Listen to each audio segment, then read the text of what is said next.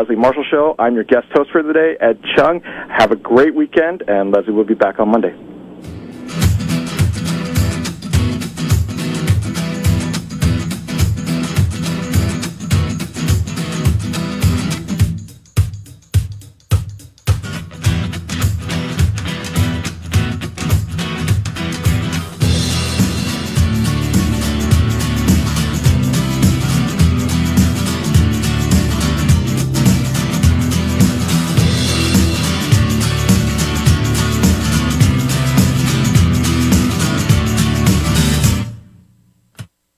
You're listening to the Progressive Voices Network, and here's a clip from Tara Buster with comedian Tara Devlin from RDTDaily.com. I understand because I am informed not to have resentment against people who are getting help from the government. They're getting subsidies. That's why it's not a good idea for Democrats. Like with Hillary Clinton had her plan, under 20, what was it? Not even. It was 120,000.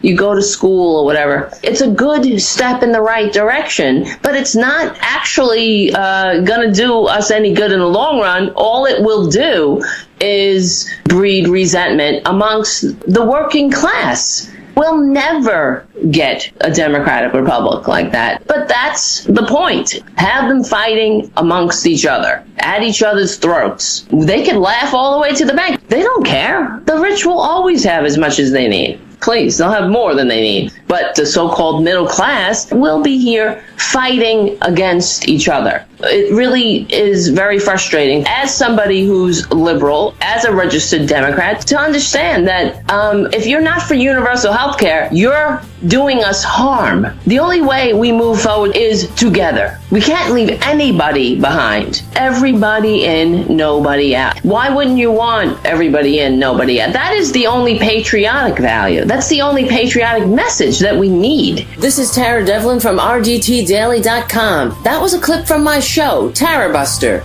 Join us for the live recording every Saturday at 6 p.m. Eastern at FYINation.com, or catch the replays starting Sunday at 7 p.m. Eastern on Progressive Voices, or anytime on demand on the Progressive Voices app. Support the Progressive Voices Network and tell your friends. Remember, we stick together, we win. I read the news today, oh boy. It's time for Nicole Sandler's What's News from NicoleSandler.com and the Progressive Voices Network. The Federal Communications Commission voted 3-2 on Thursday to repeal net neutrality protections.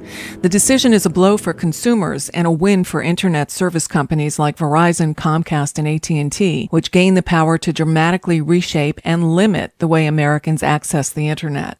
Under the new rules, internet service providers could slow access to competitors, effectively making sites aligned with the company or ones who pay their way out of slow lanes load faster. Over 56 million American households have no choice of internet service providers in their area, leaving them potentially tethered to an artificially slow internet under the new rules.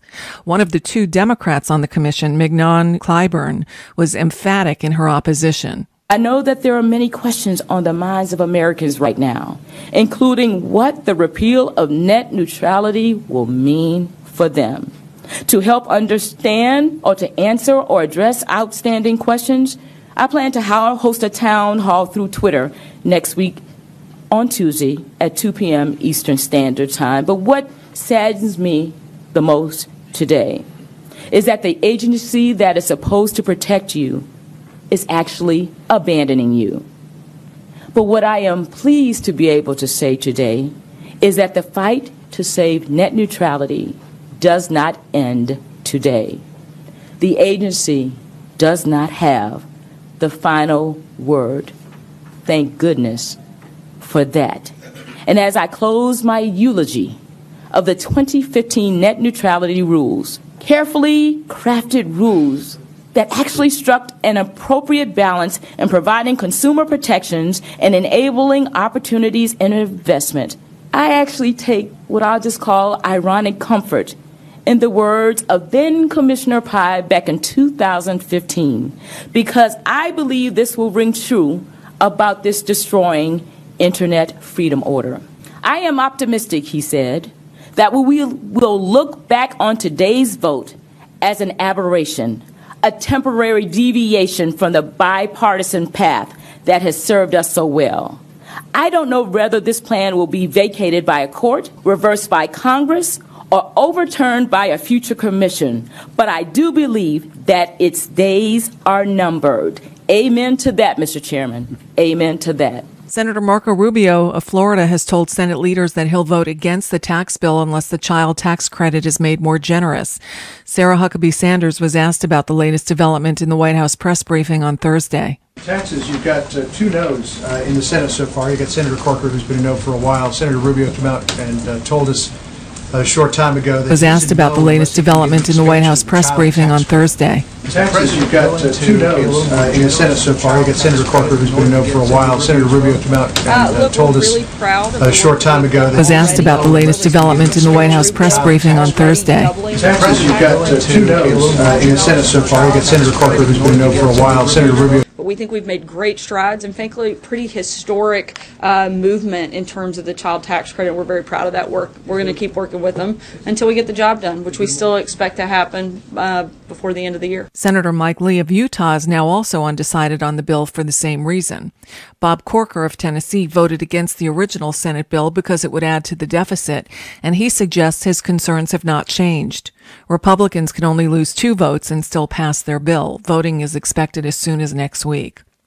Politico ran a story Thursday suggesting that Paul Ryan is seriously considering stepping down from Congress after the 2018 election, a story that CNN picked up on. The Speaker has made very clear over the course of the last couple of months, really frankly since before he was even Speaker of the House, when he was named as a possible choice to replace Speaker John Boehner, that this wasn't the job that he necessarily wanted. He did end up taking the job, and as it currently stands, he has been having discussions with some of his close confidants about the possibility that he would leave Congress at the end of this term. Now, it's worth noting, the Speaker earlier today, walking out of the Capitol, said this. So you're not quitting anytime soon? I'm not.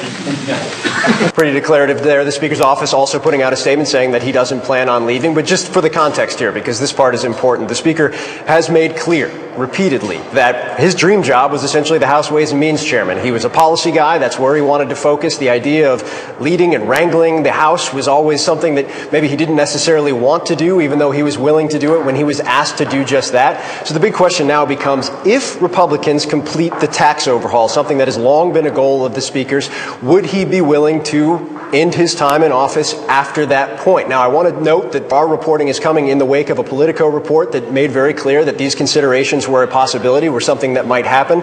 Obviously, again, must say the Speaker has said he's not going anywhere at this point. But these are conversations that have occurred. The realities are that the job takes quite a toll on his family. The Speaker has noted that publicly many times. And the job itself is a very complex and difficult one at that. As of now, no final decision has been made. But as we're reporting, those conversations have occurred. And I will note that they have also, in the rumors about those conversations, stories about those conversations, have percolated throughout the House Republican Conference. People trying to figure out what might come next. People trying to figure out who might come next. And that's a bit of what's news for now. I'm Nicole Sandler. If you appreciate these reports and the Nicole Sandler Show, I hope you'll consider a contribution. My work is 100% listener funded, and I can't do it without your help. Find out more at NicoleSandler.com/donate. Mary had a little man. The fault. We believe that all men are created equal. To the magnificent mosaic that is America. From radio beacon to radio beacon. I have a dream today. Change has come to America. Believe me. Knock, knock. Who's there? It's a figment of your imagination. Randi Rhodes Show. Turn up your mind. Every critic, every detractor will have to bow down to President Trump. It's everyone who's ever doubted Donald, whoever disagreed, whoever challenged him. It is the ultimate revenge to become the most powerful man in the universe. Oh, don't let the door hit you where the good Lord split you, honey. Oh, bye-bye, Felicia. I guess they'll replace Omarosa as soon as they figure out what the hell she did. You know, there are so many articles out there about no one knows what she did, that, and the New York Times had the best one. The New York Times, what Omarosa did best, get fired. Yeah. Apparently she's been fired from everything she's ever attempted to do. It's just so fabulously strange.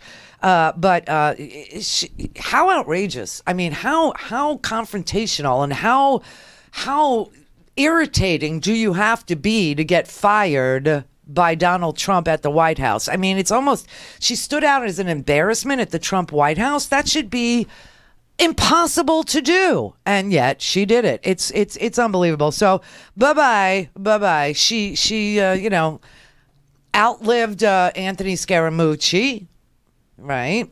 And she had all the charm and sophistication of Sarah Sanders over there. She had the cuddliness of a Steve Bannon. She outlived a guy who was willing to take $15 million to kidnap a guy from Pennsylvania and give him to. So, she did okay for herself over at that Trump White House because, she says she didn't get fired and that all of us and anybody who reports what happened there are liars, but she's a truth teller. And what's really fascinating is, she told Megyn Kelly, when Megyn Kelly was still over at Fox, she interviewed Omarosa. As soon as it became known that Omarosa was going to get some damn job at the White House. It turns out that the job at the White House that Omarosa got was created for Omarosa. There had never been a job like that in the White House, and yet she got paid the maximum White House salary, almost $180,000 a year she got. So it was interesting, that she decided to tell Megyn Kelly this wasn't her first time serving her country and that she had been part of the Clinton-Gore White House and she had worked for both Bill Clinton and for Al Gore.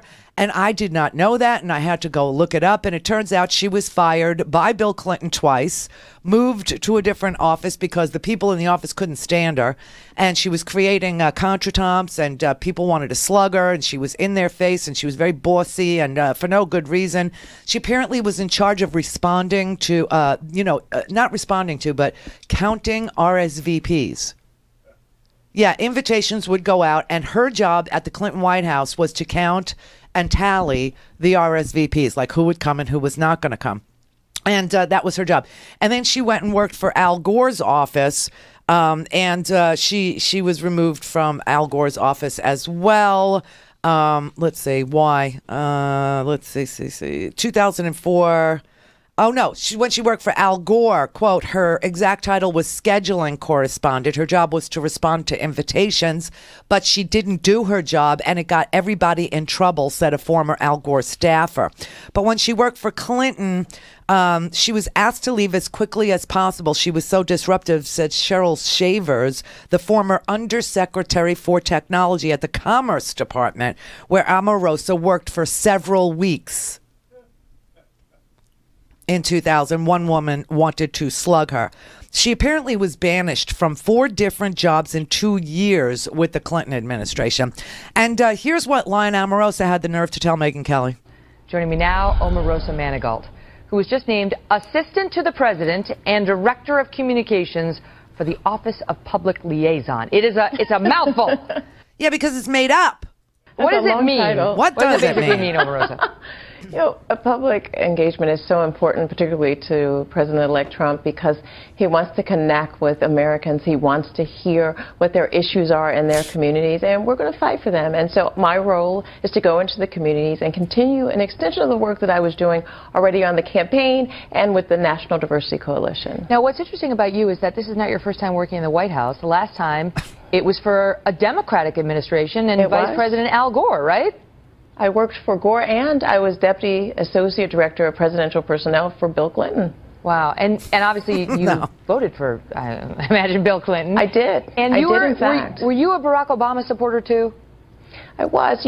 Traditionally, African Americans have been Democrats, and I think that Democrats have taken advantage and taken for granted the African American vote, and you are seeing a huge movement of African Americans moving to the Republican Party, and I'm one of them. I'm a Trumplican.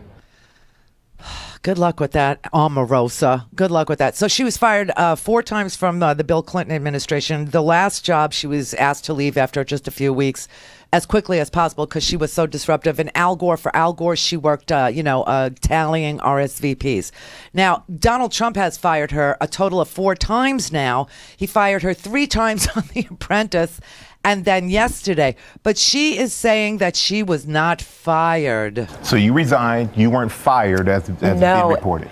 And you know, I like to hear all of these interesting tales, but I have to tell you that they're 100% false.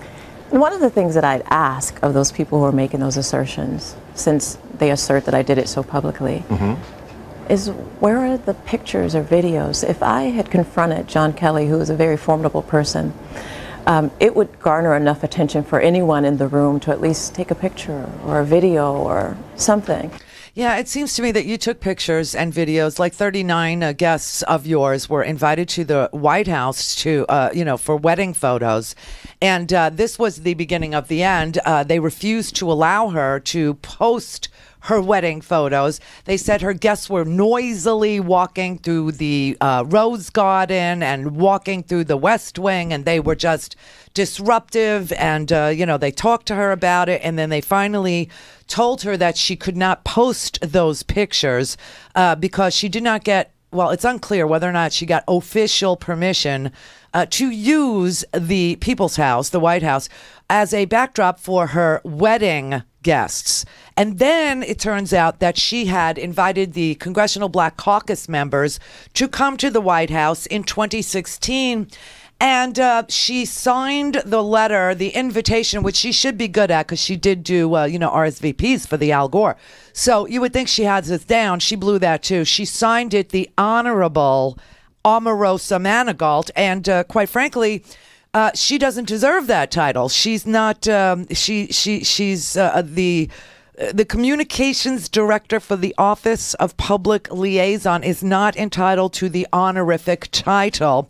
And the people in the Congressional Black Caucus who are entitled to the honorific title, they took offense to that. And then, the wedding shoot was an extended wedding shoot, and she went to the White House in her bridal attire, and the senior aides were not briefed in advance. They were very irritated by this whole thing, and they were loudly wandering around the Rose Garden and the West Wing, and she was banned from posting the pictures online.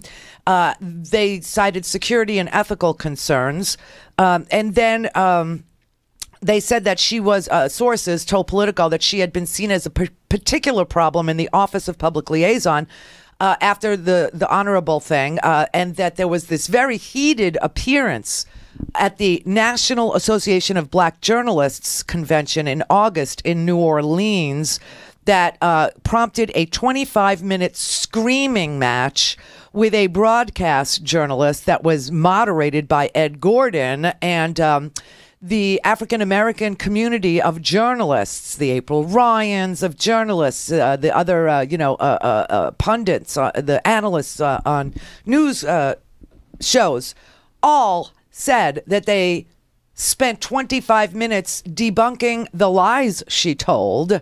And then when Ed Gordon was asked how could she sit in the White House while Trump showed support for police brutality, because you remember when Trump did this, I guess it was here in Florida, and he said to the police officers that you need to be rougher.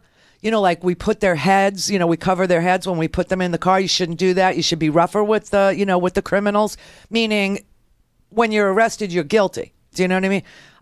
Manigault said that the host of the event of Black journalists was being too aggressive. And so she refused to answer the question, and then tension mounted after a 25-minute argument, and she walked off stage in a huff. And then Brittany Packnett, who is a Black Lives Matter activist, stood up and had other people in the audience turn their backs on her to protest her presence.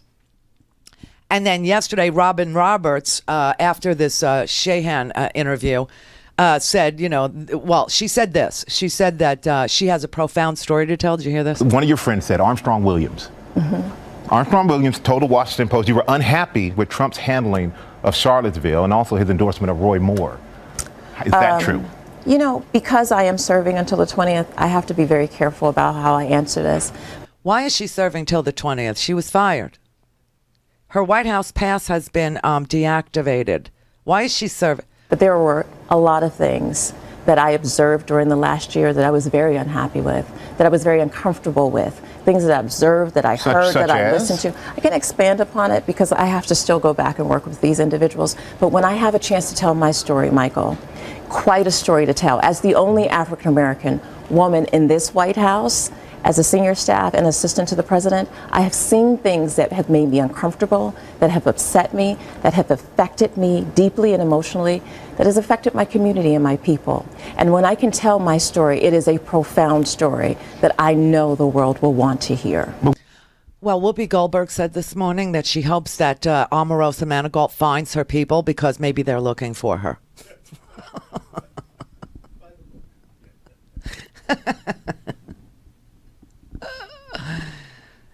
She said, well, she's just been so nasty. You know, I hope she finds her people because they may be looking for her. So there's that. And this makes the 10th person in under a year to resign from the White House. 10 people. 10. So there you have that. So extreme an embarrassment to the Trump White House. Wow, how far do you have to go? Now, I want to also draw your attention to what's going on in the court system, because this is just an amazing thing, okay? This is just unbelievable. The tax bill is likely to pass next week, as you know. Net neutrality passed yesterday, the undoing of net neutrality, meaning that we aren't all going to get the same delivery on the things that we want. So, you know, you have to pay more if you want to be in the fast lane. Perhaps a business like mine will not be allowed at all. Maybe we'll be throttled back. We don't know because... just so you know, the way that net neutrality is going to be unveiled to you, when will you start experiencing the fast lane and the slow lane and the throttling back and the blocking completely of certain sites depending on who your internet service provider is.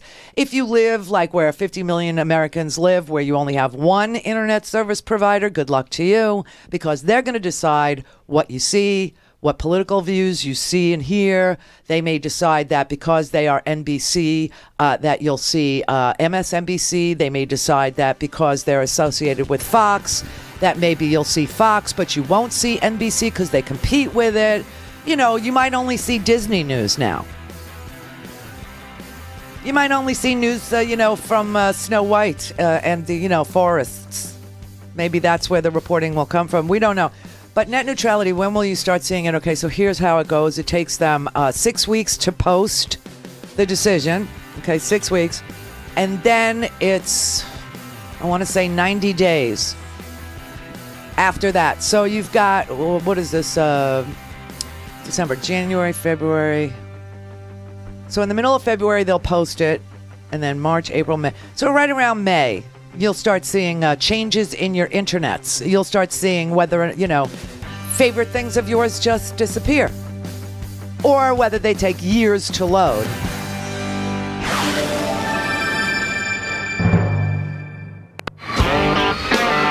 For a commercial-free, on-demand, whenever, wherever listening experience, visit RandiRhodes.com for your personal premium podcast today. Hey everybody, it's Brett from the Randi Rhodes Show, and all I want for Christmas is an impeachment. But the next best thing is working at the Randi Rhodes Show, and that can't happen without your support. Let's help Randi make this a hard truth holiday season, and she can't do that without your support. So please keep listening and buy a stinking podcast. Hi, I'm Laura Flanders of The Laura Flanders Show. Watch every week on Free Speech TV, Link TV, YouTube, or if you're in New York, CUNY TV. Prefer to listen? Subscribe to the free podcast at lauraflanders.com. I end every week with a commentary. I call it the F word. Here's this week's. The news out of Trump Town comes so fast and furious that it feels to many progressives as if they're being hit on all possible fronts at once. Senate Republicans approve a tax bill that would further pillage the poor one day. The president opens millions of acres of protected federal and indigenous land to drilling the next. The day after that, the White House is recognizing Jerusalem as the capital of Israel and scuttling, we're told, the Middle East peace process. It's reckless, the press call it, but that doesn't seem the right word. The Trump GOP seems all about reckoning and paying their big donors back. It doesn't take a long research project to see how all these moves are connected. In Israel, the White House is in bed with the most far-right racist government in that country's history. They're in bed with the same sort of people in the U.S. In the Americas, their respect for indigenous land and rights and people is virtually non-existent, just as it is in the Middle East. In Israel, Washington plans to spend $38 billion in military aid over the next 10 years, while they simultaneously raid public coffers in the U.S. states. If there's any silver lining to the Trump apocalypse, surely, it's that the veneer of a social contract has been blown up. Government by the people, for the people, it's as dead as that Middle East peace process, which, by the way, Trump didn't destroy because it didn't exist. As far as the Palestinians are concerned, there's no peace process and there'll be no peace. Trade unions, political parties, NGOs, and refugee groups, essentially all of Palestinian civil society, called for a general strike in response to the White House announcement. In the U.S., the penny still has to drop. It's not recklessness on myriad fronts. It's all one front. It's all one wreck.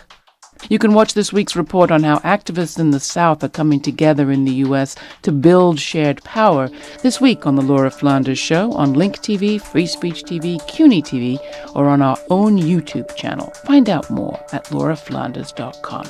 And thanks.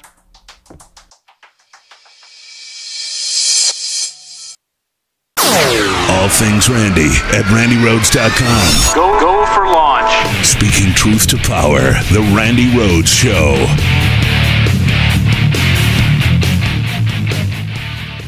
Net neutrality rules classify high-speed internet as a public utility. The goal is to ensure consumers have open and equal access to all content on the internet. Here's how it works. When you download content from the internet, it arrives in packets of data. Think of the packets as literal packages. Let's say you want to watch a Netflix movie, which is 10 packages big. First you order, but before Netflix ships, those packages have to go through a sorting facility. In this analogy, that's an internet service provider, like Verizon or Comcast. Now what net neutrality means is that all packages must be delivered at the same rate. And currently, there are FCC rules in place to make sure that happens.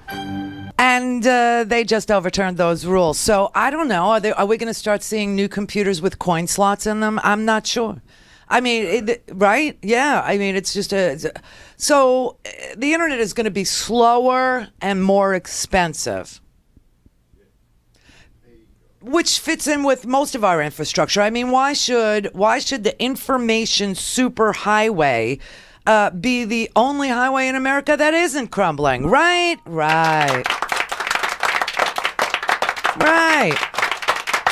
Good luck to me. You know, and of course, the public comments to the FCC were rife with fake, hijacked email addresses. Because why should comments to the FCC be any more secure than our elections? 500,000, 500,000 of the comments came from Russian addresses. You know, all I can say is I hope that the increases in your internet costs will be covered by the huge raises you're going to get from cutting corporate tax rates. You know, you're going to get huge raises when we cut. So, you know, this tax bill is going to more than pay for your health care and your internet fees going up, right? I feel good about it, don't you? No, so here's how it goes. So Congress can intervene, yes. And also the attorneys general across the country are filing lawsuits as we speak.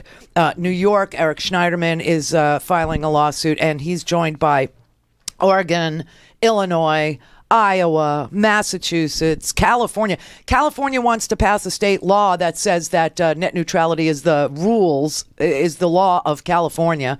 I hope that works. But, you know, the reason that you have to realize that 2 million of these comments were fake and that some of them were, you know, written over the signatures of forged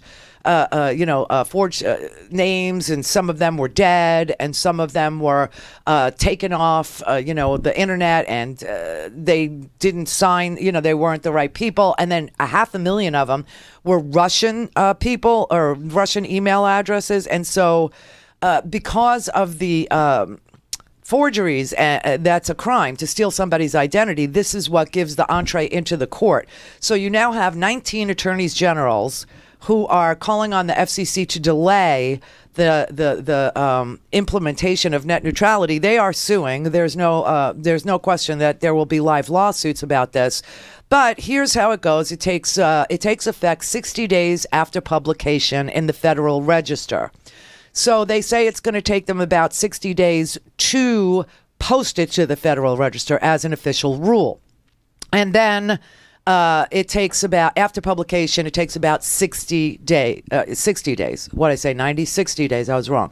So figure 6 weeks is a month and a half, and then 60 days is another 2 months. This is December, January, February, March. Yeah, about March, April, you'll start seeing, the effects of it, unless these attorneys general who can get into court, which will bring us to our next subject, who can get into court in a civil court case, although it's partly criminal too. I mean, the forged signatures make it criminal, so who knows which venue they'll end up in.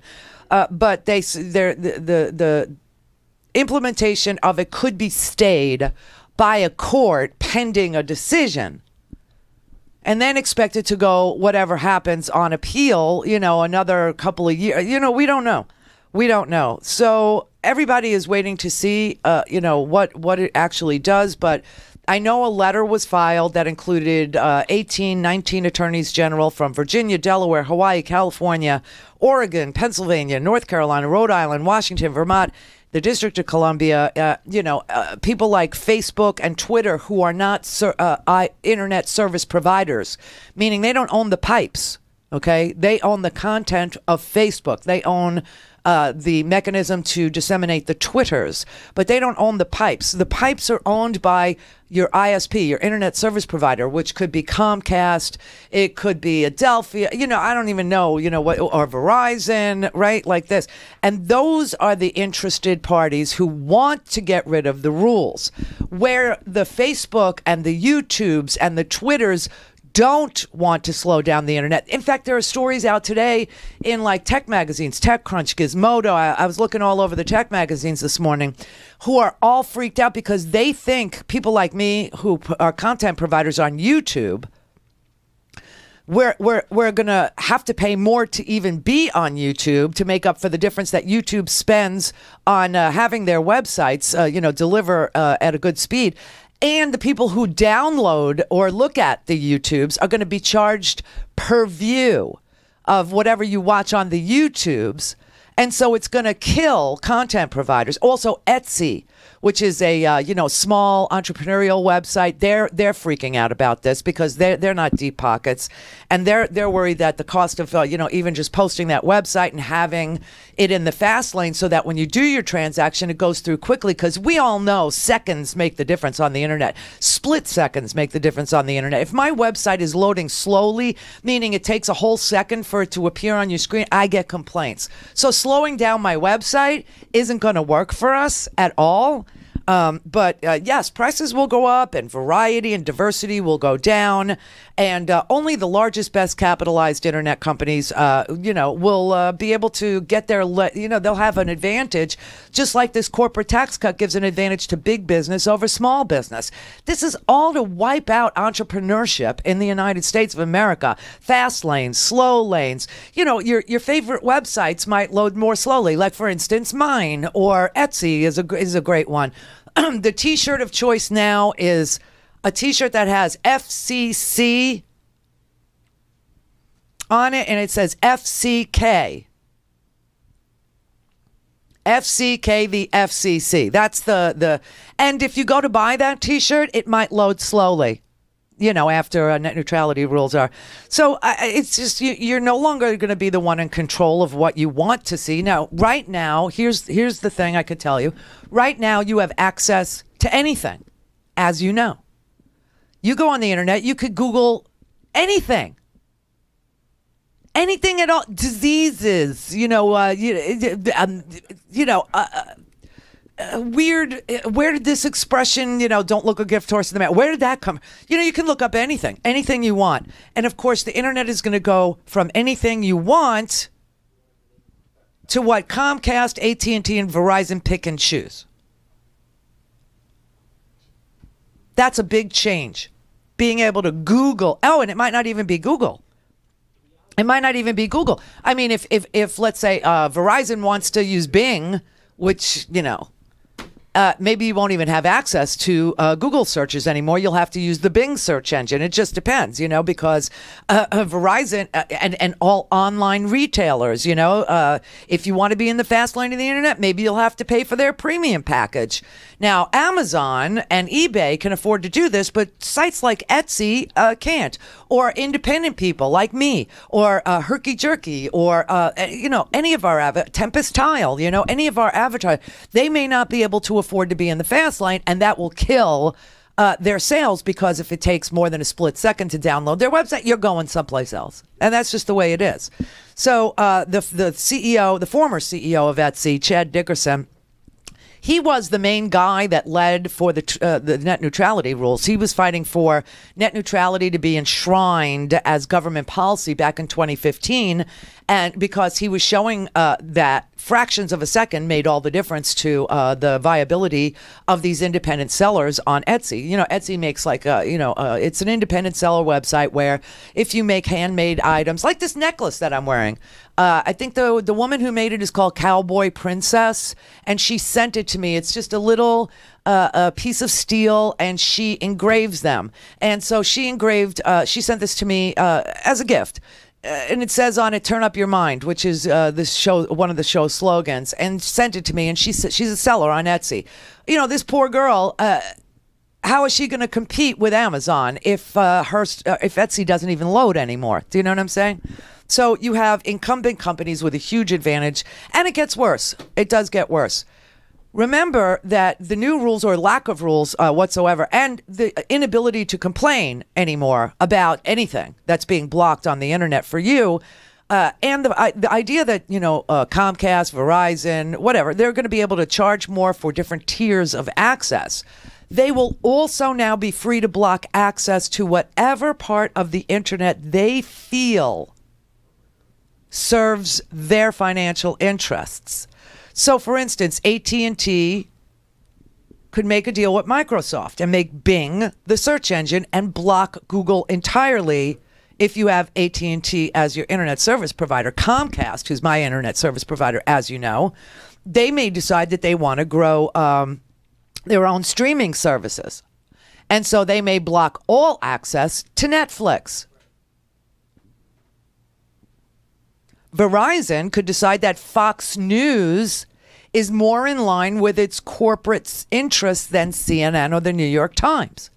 And they could block access to CNN's website. They can block access to the New York Times, even though you're paying a subscription fee to the New York Times, which I do in the Wall Street Journal as well. But they can decide that Fox News is a better fit for their company's interests, and they can completely block CNN. They can completely block any other news outlet that they don't feel, jibe. And so you could be with AT&T or Verizon or whatever and not have access to journalism and only have access to fake news.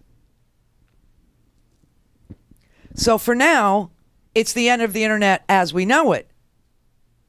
But a legal effort to overturn this decision has already begun. It started immediately, and that's where we are. And this is freaking me out. I got to tell you, because we built a nice little business here. Of course, you could build it better. Support the show. Buy a stinking podcast. But it could all be undone in an instant, because we could get blocked by Comcast. Maybe Comcast decides that, our brand of politics doesn't serve their interests. And then they could actually, start having to answer questions about why are they allowing certain voices, just like the radio companies. Oh, it's unbelievable. But of course, they will favor their own properties over competitors' properties. So that's the dangerous part. So let's say, like I said, Netflix might not be available to you, and I'm using that as the great example because everybody loves Netflix. Everybody loves it, and that's where we are now. The courts were in the courts, right? They were in the courts because we think, and everybody with a right mind thinks, that a free and open information superhighway benefits all Americans. It benefits students. It benefits people who are trying to. What if healthcare.gov? I used this yesterday as an example. Today's the last day, by the way, to sign up for healthcare.gov. Did you do it, Brett? All right. Brett did it. I did it months ago. But today is the last day to sign up for Obamacare. And let's say Trump really hates Obamacare. Let's just imagine that somebody would hate access to health insurance with a subsidy provided to you in case you don't have an enormous amount of income. And he just decides to slow down government websites like healthcare.gov. Let's say he decides to slow down the website of FEMA, where you're applying for your water damage claim or your wind damage claim or your replacement claim for, you know, everything you lost in the hurricanes over the summer. Let's say he wants to slow down the filing of claims. All they have to do is put FEMA in the slow lane. Yeah.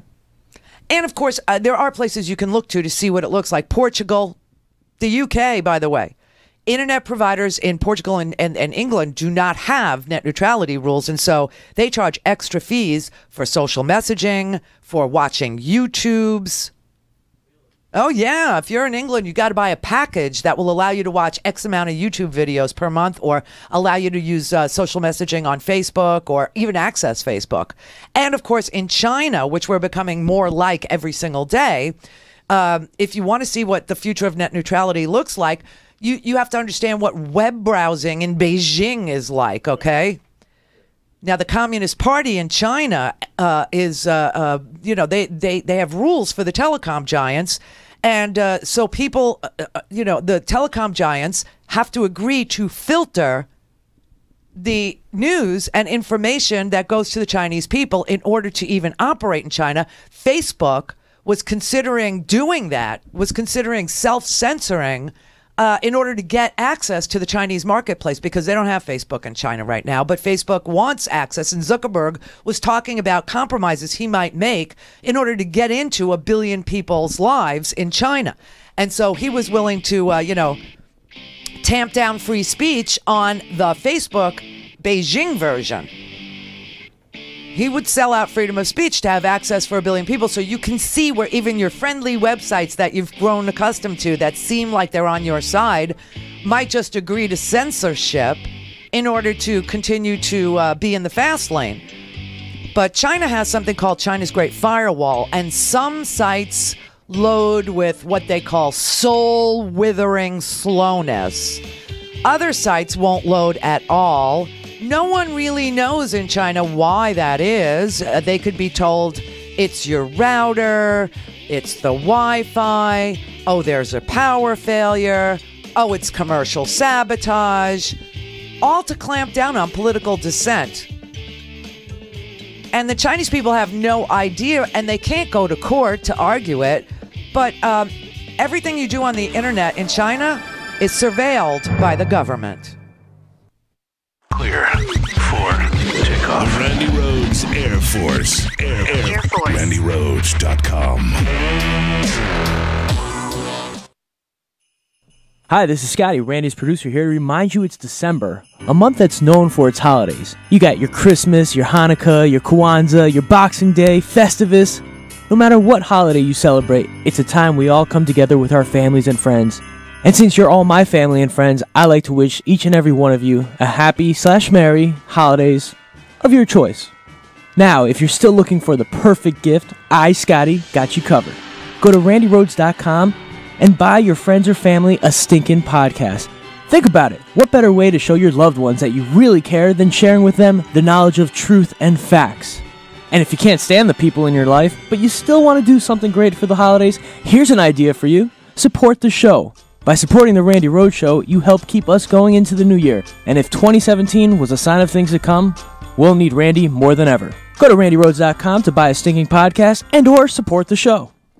Happy holidays, jerky fans. Herky Jerky knows it's the season to enjoy the world's best jerky and meat sticks, and they want you to save a bundle while doing it. Herky Jerky, first of all, would like to thank you all you fiercely loyal customers, because they had their most successful year thanks to you despite Mother Nature doing its worst. Jason at Herky Jerky is so grateful that you enjoy his products, and everyone at Herky Jerky is so glad to provide them. So, as a special thank you, Herky Jerky is serving up their best offer of the year for Christmas giving. $10 off any order of $60 or more, or $15 off any order $100 or more without a promo code. Just visit herkyjerky.com. And the now famous bacon jerky, new fat-free and delicious turkey jerky, and all four the new nitrite and preservative-free flavors, plus good old beef jerky, and all the exotic game jerkies make perfect holiday gifts. Buffalo, elk, venison sticks, 3 different varieties of beef smokies, all make great stocking stuffers. So choose your favorites now. Take advantage of the savings, which also includes free shipping on any 2 packs or more. Everyone at Herky Jerky would like to wish a safe and happy holiday season to all of you, and thank you once again for your loyalty. This offer starts today and it goes through all of December. Happy holidays from herkyjerky.com. Whether you're listening to me, Mark Levine, each Monday and Wednesday, or me, Leslie Marshall, each Tuesday, Thursday, and Friday, you can hear us 3 to 4 p.m. Eastern Time on the Progressive Voices Network. Here's a sample of what you'll hear. Donald Trump's National Security Advisor, Michael Flynn, who resigned in disgrace, has flipped on him. Now, for those of us who've been watching the Russia investigation, none of this is a surprise.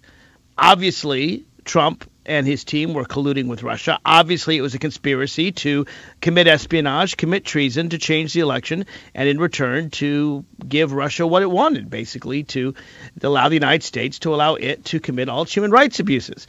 This isn't even news. We're going to find out the details of it. It will come.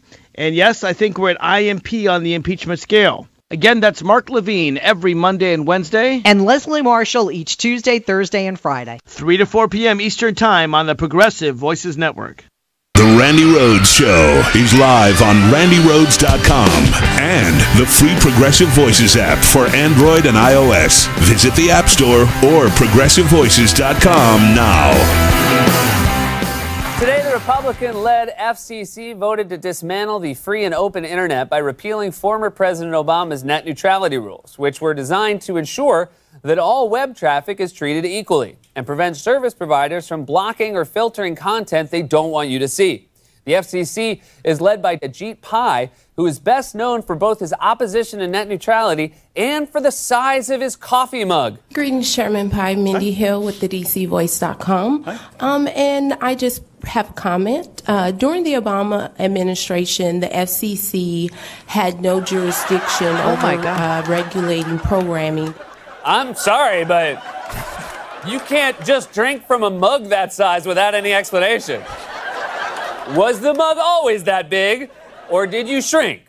Are you sharing an office with Rick Moranis? Is that why you want to limit the internet, so people can't go online and make memes about you and your giant coffee mug? Now, polls show that Americans overwhelmingly support net neutrality, with 83% overall in favor of keeping the FCC rules, including 75% of Republicans. And it makes sense. Republicans would favor an open internet. Otherwise, they'd have to get their news from newspapers or CNN instead of Facebook group Patriot Eagle MAGA 1776.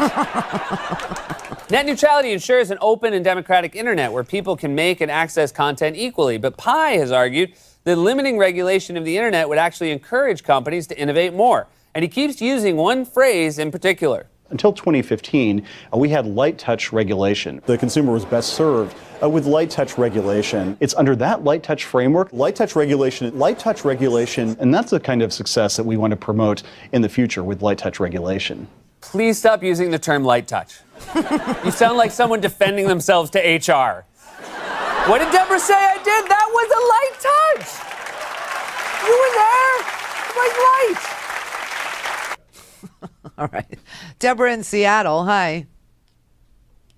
Hi, Randy. Hi. I was going to tell you, I like your cold shoulder tops, and that one looks nice. What are you watching? I'm not wearing a cold shoulder top. I'm wearing my Randi Rhodes Air Force T-shirt. Oh, I'm sorry. I was an old one. I'm sorry. You're right, because I see the date. Duh. Okay. Anyway, I I just wanted to talk first of all about, like the whole Alabama thing where the black people came out, and the biggest thing that makes me feel good, because we're always talked about, because I'm a black woman, that we don't stick together. And so that did show that we do actually stick together. So that was one of the first things. And it was actually kind of beautiful to see that the Moore dude was not going to get in there, because it was a little creepy and scary for a minute. So I wasn't sure how that was going to go. Well, yesterday's order was to thank a black woman, so thank you, Deborah. Okay. And then the whole net neutrality thing. So I guess I'm understanding that now the ISPs or whatever, so they can just slow us down and block any and everything. So Yes. like if I wanted to go to your website, they could block it. Yes. Okay. So, I mean, does that mean they're just going to make us pay higher prices, or so we can get Well, to they're you? going to make both of us. They're going to make me pay a higher price if they accept us in the fast lane. Okay, then we have to pay a higher price to be in the fast lane, and God only knows what that price will be, because right now our cable bill, just to do this show, is about $655 a month. That's enormous. So maybe it'll be, $1,200 a month. And if we can afford that, then maybe we'll be allowed to apply to be in the fast lane. But if they decide that our brand of politics isn't consistent with their business practices, or they find something that we say offensive, or they don't like that I advocate for, qualified judges, then they can say, well, you can't get on you can't get in the fast lane for any price. Okay, let's say they say you can for a price. I pay the price. Now you on your end, your cable provider can also block our website unless you pay an additional fee to have access to. Let's say you're on AT&T and I'm on Comcast. Well, maybe AT&T blocks Comcast and all the content. Okay. So now you're going to have to pay a fee to get whatever it is that you want that's being disseminated on Comcast. So everybody's going to pay more for every part of it. So now, what were you talking about earlier, though, when you said maybe we'll have a win? Are you talking about once we get the guy from Alabama into the House, or what guy from Alabama into the House? There's no guy from Alabama going to the House. I know. I'm sorry. I think you're listening to yesterday's show and commenting on it today, and therein lies your dilemma. Yeah, you're right. I was listening to that, but I did switch over to the new one too, so I'm sorry. Yeah. But I keep hearing a lot of things of how we can overturn this. So I guess my question to you is, how could we overturn it? There are many ways. First of all, the FCC is just an agency, and it could be overturned by a law that Congress could make to say that net neutrality is the law of the land, meaning it's a free and open internet, and no internet provider can block content that they don't want. Everybody has access to everything, all at the same speed, period, end of story. So Congress can intervene and they can pass a law. The other way is the courts can overturn this as being an abomination to free speech or any other equal access, or, there's many things in the Constitution that would apply here. Antitrust regulations, free speech, constitutional issues, equal protection under law for all content providers. There's a lot that can be done. So it's either going to be congressional or it'll come from the courts. Yeah, well, I guess congressional. I'm not going to hold my breath on that, even the courts. But anyway, I just wanted to let you know that it would be wonderful, too, if you guys could do like back in the day when you used to travel around to different select cities, like you, Tom Hartman, and Stephanie Miller, and so on and so forth, and visit us and kind of, of course, charge. But I'm just saying, I know you guys used to do that in the past. Yeah, but we don't. Well, I don't know about other shows, but I work for a corporation, so I never got any of that money. But they did put me on a plane, so. Oh, okay. Yeah. All right, she's listening to old shows. Deborah in Richmond, Virginia. Maybe this Deborah will be with today's show. This is David in Madison. Oh, David in Madison. Oh, okay. Yeah, Yeah, I just called to see why don't you play the Bounce Your Boobies anymore? Because I'm tired of it. Oh, that's why I look for. Deborah in Richmond, Virginia. Hey, Randy. Hi. So, been observing and just taking things in for a minute, and just was thinking. So my theory is Russia is working alongside North Korea, and of course, I do believe the con man is a part of it too, some way, somehow. In that this here North Korea thing, they've been backing North Korea secretly, and now they want to come to the table. At some point, they're going to try to get to the table as negotiators when they are at the 12th hour of bombs being dropped, so that sanctions can be lifted as a part of what they get out of the deal for bringing in an end to the extortion. It's going to be like this, is it? Is this what it's going to be today? All right. Ellen in, I have no idea. Ellen? Oh, Hi, Ellen. Randy. Hi. Hi, Randy. Hi, Ellen. What I actually wanted to talk to you about was I feel like there's no freedom of speech anymore. And I think if they go through with this net neutrality, how can they do this? It goes against the First Amendment. Yeah, I know. It does. And then the other thing I was going to talk to you about, which is sort of a little bit off the subject, was that I just watched Adam Schiff on MSNBC, and what really upsets me is that he was talking about the Mueller investigation and that no more witnesses are going to be called for January.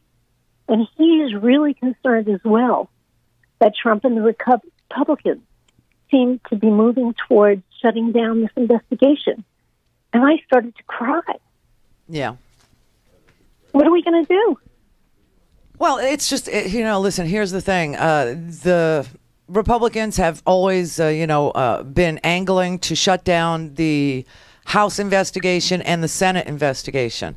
And so they're trying to do that, and then Trump will point to the shutdown of the House and Senate as a victory and then say Mueller needs to be shut down too.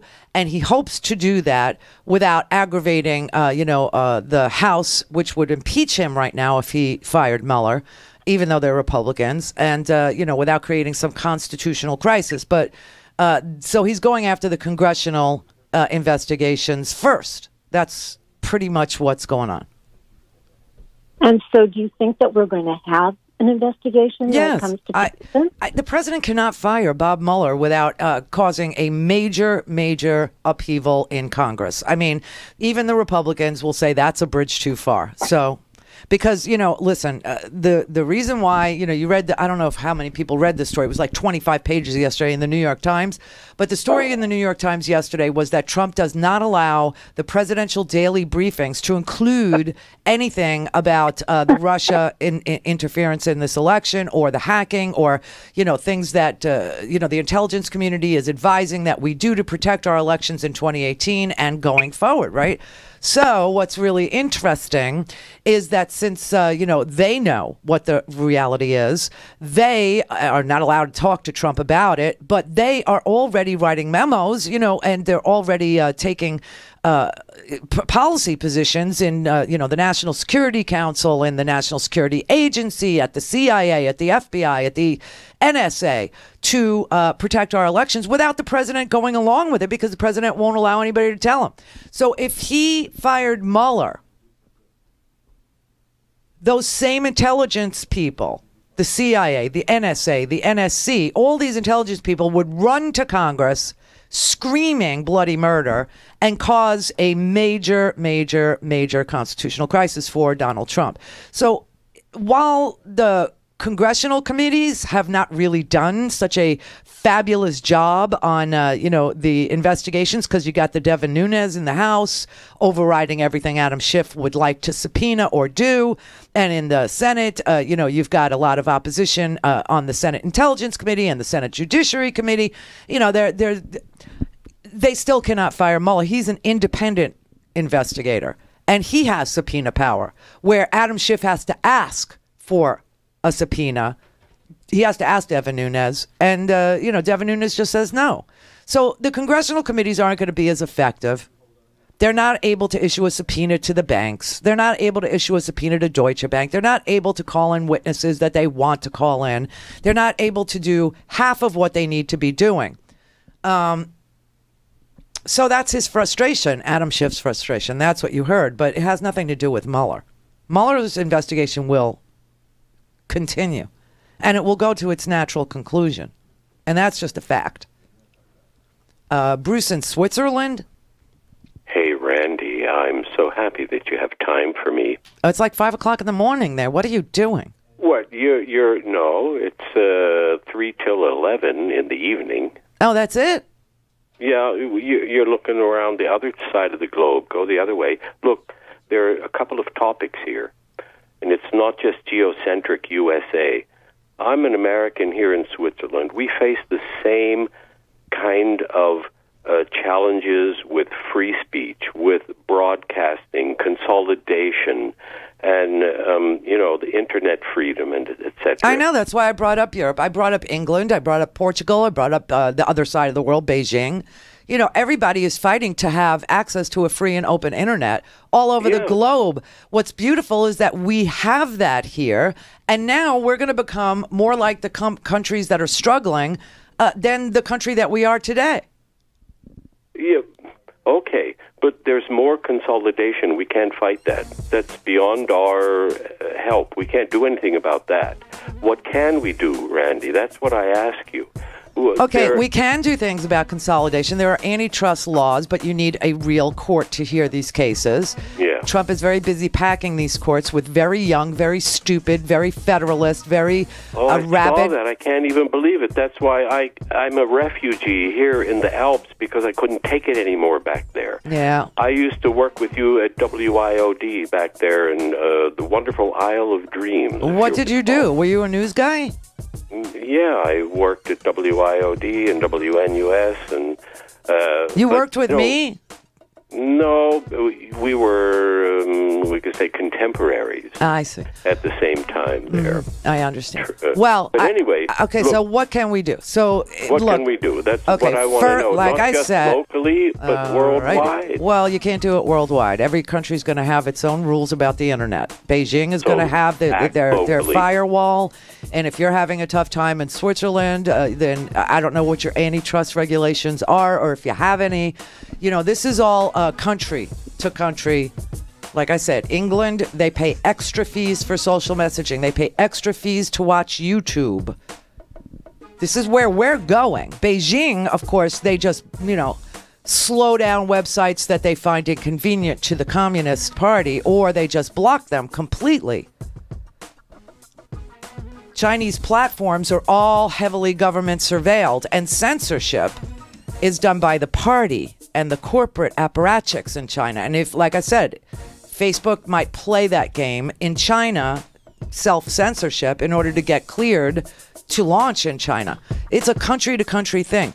We have a Congress and we have courts.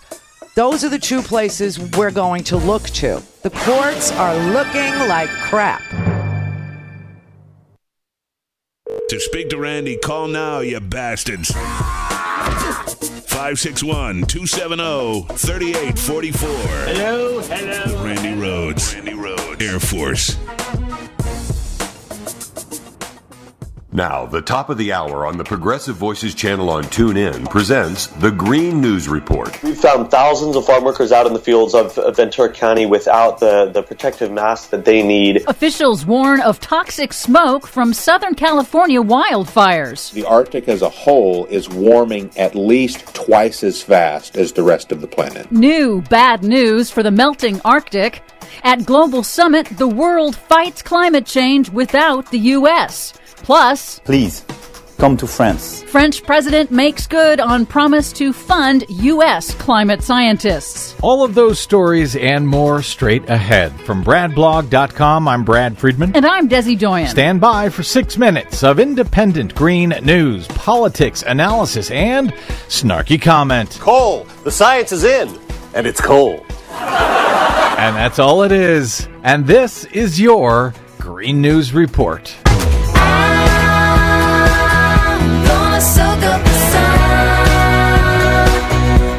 Okay, Desi Doyen, it is damn near Christmas, and we are still fighting wildfires out here in Southern California. Winter wildfires, which is really weird. But yes, the wildfires still rage in Southern California, and now state officials are warning of hazardous air quality in some areas, telling residents to stay inside to avoid exposure to toxic smoke and carcinogenic ash from incinerated homes. But labor activists warn that thousands of farm workers are still working outside in the dangerous smoke and have not received protective equipment from their employers. That's according to Lucas Zucker of the Central Coast Alliance United for a Sustainable Economy in an interview with Democracy Now! We've found thousands of farm workers out in the fields of Ventura County without the protective masks that they need. You know, workers are really faced with this horrific choice of either giving up the income they desperately need in a time like this or be out in conditions that are endangering their health and safety. And for people who don't know the area out here in Southern California, there are farms, orchards, a vast agricultural area. They call this part of Southern California the salad bowl because it produces so much of the food for the rest of the country. And I can only imagine what it's like out there working in those fields right next to these fires, which are hundreds of miles wide. Disturbing news for the Arctic. The National Oceanic and Atmospheric Administration reports that this year clocked in as the second warmest year on record for the Arctic, with the smallest extent of sea ice ever on record. NOAA Arctic Director Jeremy Mathis warned that the rate and magnitude of sea ice loss since 2000 is unprecedented in at least 1,500 years. Studies have increasingly linked the melting Arctic to changing weather patterns and extreme weather events in the Northern Hemisphere. At the One Planet Summit in Paris this week, Mais on est en train de perdre la bataille. We're in the process of losing the battle. French President Emmanuel Macron called on European leaders and corporations to pick up the pace of action in cutting emissions that cause dangerous global warming. Macron also made good on an earlier promise, announcing multi-million-dollar grants to 13 U.S. climate scientists to conduct their research in France, after U.S. President Donald Trump, who was not invited to the conference, vowed he would withdraw the U.S. from the historic UN Paris Climate Agreement in 2020. So we're not funding these scientists anymore. France has to step in and fund U.S. climate science. That's right. Unbelievable. But American political and business leaders were also there in Paris to organize and to help developing countries prepare for climate impacts. Former California Governor Arnold Schwarzenegger offered some blunt reassurance. It doesn't matter that Donald Trump backed out of the Paris Agreement, because the private sector didn't drop out, the public sector didn't drop out, universities didn't drop out, scientists didn't drop out, engineers didn't drop out, no one dropped out. Donald Trump pulled Donald Trump out of the Paris Agreement. Among several major announcements at the summit, the World Bank and global insurer AXA said they will end all financing for oil and gas exploration starting in 2019. Major investors launched a campaign to pressure the world's top 100 greenhouse gas emitting corporations to reduce their emissions. And China's environment minister announced China is on the cusp of launching its nationwide carbon emissions trading market, which would be the largest in the world. Finally, the U.S. private sector is stepping up its investment in clean energy technology at home. Tesla Motors' new all-electric semi-truck was unveiled just last month, but it's already pulling in hundreds of pre-orders from major corporations. The latest from beverage giant Pepsi, which this week ordered 100 Tesla all-electric semis, citing its lower overall cost compared to conventional internal combustion semis. Give it up, Desi Doyen. Elon Musk is not going to give you a free Model 3. Oh, come on. For much more on all of those stories and the ones we couldn't get to today, please check out our website at greennews.bradblog.com. Don't forget, you can download our reports anytime via Stitcher, TuneIn, or iTunes. Find us and follow us worldwide on the Facebooks and the Twitters, even in France, at Green News Report. I'm Brad Friedman. And I'm Desi Doyen. And this has been your Green News Report.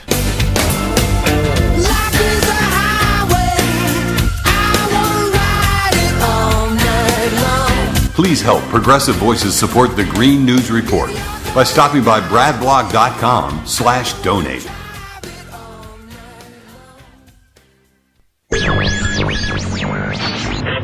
Mary had a little man the fault.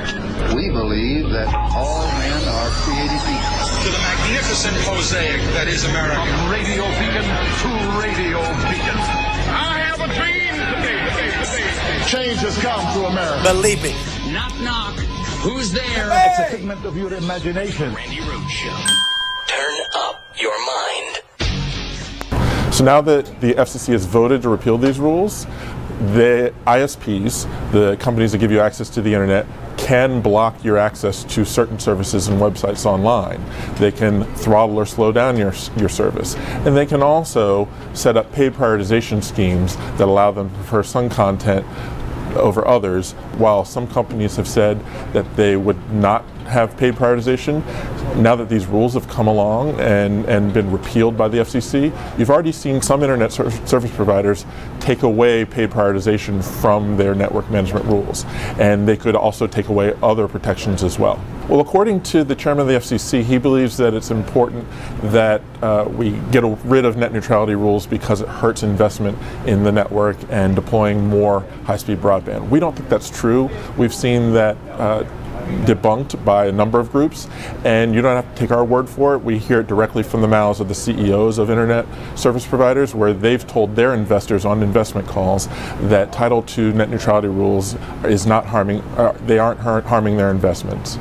We hope that consumers will reach out and call their members of Congress. We don't think this net neutrality fight is over. Members of Congress have oversight over the Federal Communications Commission and could overturn this ruling if they wanted to. And already a couple members, one senator, one member of the House of Representatives, have said they'll introduce legislation to overturn this decision. So that's one way. Congress can actually keep net neutrality. They can override anything the FCC rules require. They can, it's really net neutrality is Rule 2. Okay, that you'll hear a lot about, number 2, the two, Rule 2. And this is what they repealed. And so yes, it's a nightmare scenario for us. It is being able to block websites that you don't like or make them load so mind-numbingly slow that people navigate away and go someplace else. It's also the ability to favor, Verizon is Yahoo. So Verizon might say, no more Google searches for you. You're on Verizon. You're going to use Yahoo as your search engine. Like I said, AT&T could reach some sort of an arrangement with Microsoft, and they can say, no more Google for you. You're now going to use Bing. Yes, the whole internet will change for you. And things can be blocked and things can be slowed down to the point where they're useless because nobody's going to wait, like in the digital age, like in the analog age, used to hear that the phone connection and the analog information data would go over a phone line and you used to, right? And I remember being on Prodigy. That's how freaking old I am. And my father was the only person I knew that had the internet in his house. And so the only person I could ever talk to on the internet was my dad. I remember our handles were like XXB315. No one had a name. No one had a server of their own. It all went all over phone lines. And to send an email would be a black screen, and you had like two providers. You had CompuServe, which is what Rush Limbaugh used, and Prodigy, which is what I used. And some computers, they had black screens with amber letters, and some had black screens with green letters. Everything was so slow that to get an email, you'd be better using snail mail. And there was no online shopping because websites with a lot of data like that, they wouldn't load. You could start a download of an online shopping site and then come back 2 days later and maybe one item would be on your screen. Maybe. This is where we're going. Why are we doing this? We're doing this because this administration hates free speech. They favor the Russian point of view. They favor the Chinese point of view. The internet should be censored. The news that you see should be handpicked by giant corporate interests. And, they want to meddle in our discourse. They want to, dwarf what Russia did. in influencing our election by advertising to certain addresses, to certain people who, after they hacked into the voter registration rolls, they were able to identify regular voters, people who always vote and who voted democratically, who voted for Hillary in the primary, even down to that. And after they hacked into the voter registration rolls, we believe, and this is why Cambridge Analytica has just been subpoenaed by Robert Mueller for all their files, that Cambridge Analytica somehow had access to these voter files that were hacked into, and using this stolen data, stolen by the Russians, were able to pinpoint and advertise to, in a negative way, things about, anybody that was giving Donald Trump a run for his money. That is what the Mueller investigation is about. And of course, now it's gotten into money laundering because they want to know if Donald Trump is beholden to Vladimir Putin. If Vladimir Putin pulls Donald Trump's strings like a puppet. Why won't Donald Trump listen to any presidential daily briefings that include anything to protect ourselves against another attack by Russia over the cybers, right? So instead, they go the opposite direction. They decide that they're going to limit what we can see. They're going to limit what we can access. Right now, you have access to everything and anything under the sun. It is the freest internet in the world, the American experience. You go to other countries and, things are very slow to download, or you can't access them because you have to pay an additional fee, like YouTube or Facebook or Twitter or, a million different things. So the internet is likely to change. Now, like I said, Congress can pass a law. That would do it. That would end what Ajit Pai and the two other Republican members voted to do. And the other thing that could happen is, and it is happening, 19 attorneys generals from across the country are filing lawsuits to stop this. This is why it's so important to pay attention to who Trump is putting on the courts. Trump is nominating people to be judges whose only appearance in court should be as a defendant. These people are not qualified to be judges. Some of them probably wouldn't even qualify for jury duty. Some of these guys that he's picking, they were asked, this is another way that they're doing this. They're speeding up the judicial nominees for the appeals courts, which is the second highest court. The appeals court is just below the Supreme Court. Just below the Supreme Court. So here's a real world example. Typically I get sued. Okay, so I get sued and I have to go to a district court where they hear my case. Either I win or I lose. I win. So I win. The other side doesn't like that. So they appeal it to an appeals court. The appeals court then weighs in on whether or not the lower court was correct in their finding. And then if the person who loses again against me decides, they can write what they call a writ of certiorari, which is a request to the Supreme Court to hear the case. Now, the appeals courts hear about 7,000 cases a year. The Supreme Court takes, because they have discretion, they could take whatever they want or not take whatever they want. And the Supreme Court hears about 100, 150 cases. So out of those 7,000, that is the final verdict, the appeals court. That's pretty much the last stop for almost everybody. And Trump is packing those courts with people who can't answer questions that Judge Judy can answer, that I can answer, that anybody who watched the OJ trial or the Menendez trial can answer. And he is packing these courts with crazy people who are very young, like in their early 40s, because these are lifetime appointments, who come from the Federalist Society, who are rabid, strict constructionists, who, have this bizarre interpretation of the Constitution and are against gay marriage predominantly, and are against civil rights in general, and are all anti-Roe v. Wade young people. That's what the Federalist Court, the Federalist Society produces, right? Here's an example of one. Now, this is pretty long. I want you to stick with this because I know we like our videos a minute, maybe a minute and a half. This is the This is the way that they're ramming through these nominees that Trump is nominating. Of course, they have to be confirmed by the Senate. First of all, you should notice that they are having confirmation hearings for these judicial nominees 5 at a time, not 1 at a time. These are very important judicial positions. Like I said, this is like the Supreme Court is the court of last resort, but it depends on whether the Supreme Court will actually hear your case. So for everybody else, the appeals court is the last stop for justice. 5 of these guys are having their confirmation hearing all at the same time. And the senators are getting 5 minutes to question all 5 of them. That's very important, and I don't think anybody's pointed that out. It's just another way that they're ramming through these absolutely unqualified people. This is a guy who I think the last time he studied the law, he was like a second-year law student. I really think he took the 3rd year off and then never, ever practiced anything to do with litigation, which is what he will be, an appeals court judge. He will be an appeals court judge that hears civil litigation cases.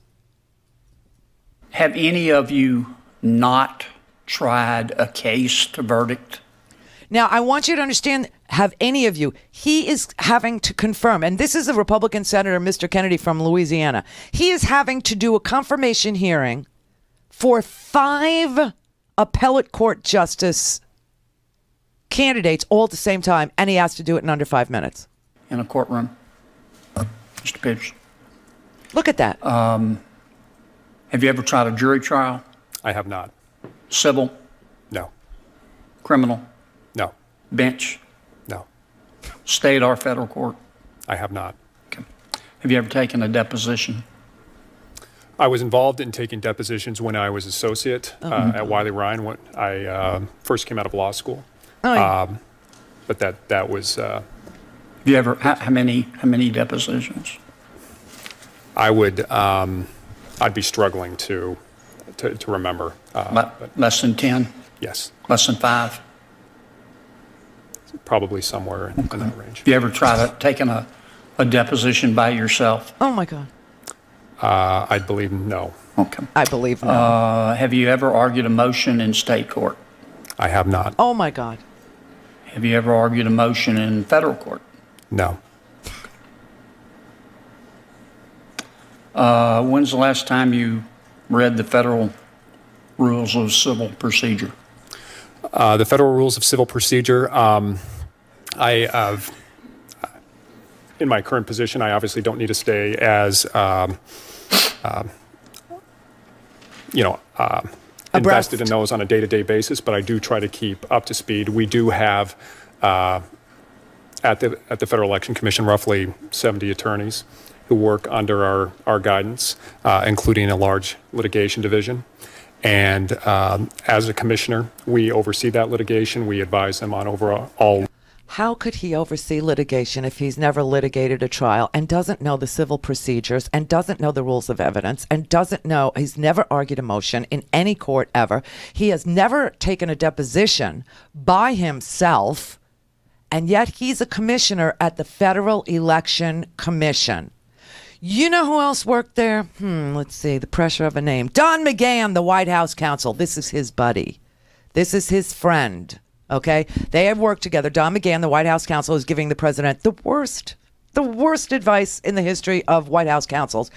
This is his friend, Matthew Peterson.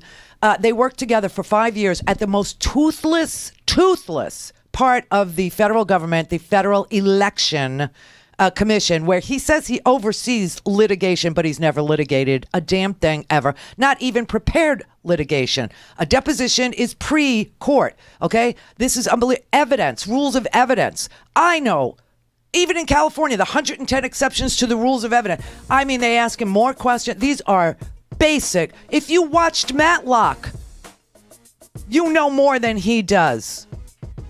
If you watch Law and Order, you know more than he does. If you watch Judge Judy, you know more than he does. Oh my God. So this is why I'm nervous about depending upon the courts for a reasonable outcome to the abolishment of free speech. When we, on the other side of the break, I'll tell you what all these nominees have in common, besides being nominated and confirmed en masse. I mean, like, all at the same time, 5 at a time, and the guy has 5 minutes to question 5 nominees and vote on 5 confirmations. This is insanity. You know, at this point in Barack Obama's presidency, just so you know, he had confirmed 3 appellate court justices. Trump, 12. The Randi Rhodes Air Force. The Randi Rhodes Show is live on RandiRhodes.com and the free Progressive Voices app for Android and iOS. Visit the App Store or ProgressiveVoices.com now. Hey everybody, it's Brett from The Randi Rhodes Show, and all I want for Christmas is an impeachment. But the next best thing is working at The Randi Rhodes Show, and that can't happen without your support. Let's help Randi make this a hard truth holiday season, and she can't do that without your support. So please keep listening and buy a stinking podcast. Hey, Progressive Voices listeners, I'm Rebecca Vallis, host of Off Kilter, the show about poverty, inequality, and everything they intersect with. This week, I spoke with Democratic Congressman Jim McGovern about the GOP's pivot to so-called welfare reform and what it means. You can find it on ProgressiveVoices.com or on the PV app. Let's take a listen. You know, you mentioned the flexibility, whatever that means, that the USDA is trying to urge states to try to embrace. You know, we have an example of what that means. We have Wisconsin Governor Scott Walker, who's moving forward with drug testing some food stamp recipients. You know what? I have an idea. Let's go drug test Scott Walker. You know, maybe people who have stupid ideas like that ought to be drug tested, because that is insulting. You know, we're not saying drug test, you know, big heads of defense contractors who get billions of taxpayer dollars. We're not talking about testing farmers that get crop insurance. We're not talking about testing, you know, any other recipient of government money, but he's talking about drug testing poor people. I mean, that is just offensive and insulting, and that's the kind of stuff that is coming out of this Republican Congress. What we ought to be talking about is how we solve this problem. You know, how we ought to be developing a holistic plan that ends food insecurity and hunger in this country once and for all.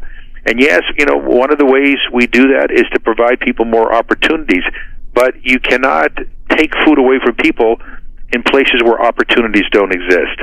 And again, you know, we ought to dispel this notion that somehow, you know, if you're, you know, that you've hit the jackpot if you are poor enough to qualify for SNAP, because again, that benefit is really measly.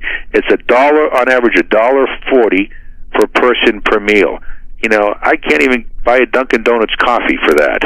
And if I go to Starbucks, forget it.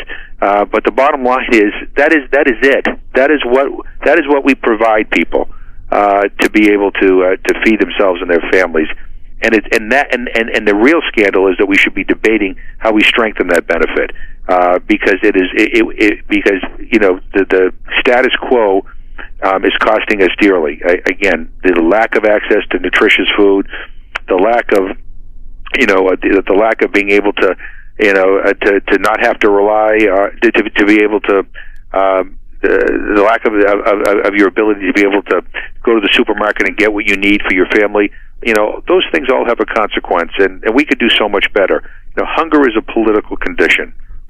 Thanks for listening. For more Off Kilter, find us on the Progressive Voices Network and as a podcast on iTunes. Follow us on Twitter at Off Kilter Show and at Facebook.com/Off Kilter Show.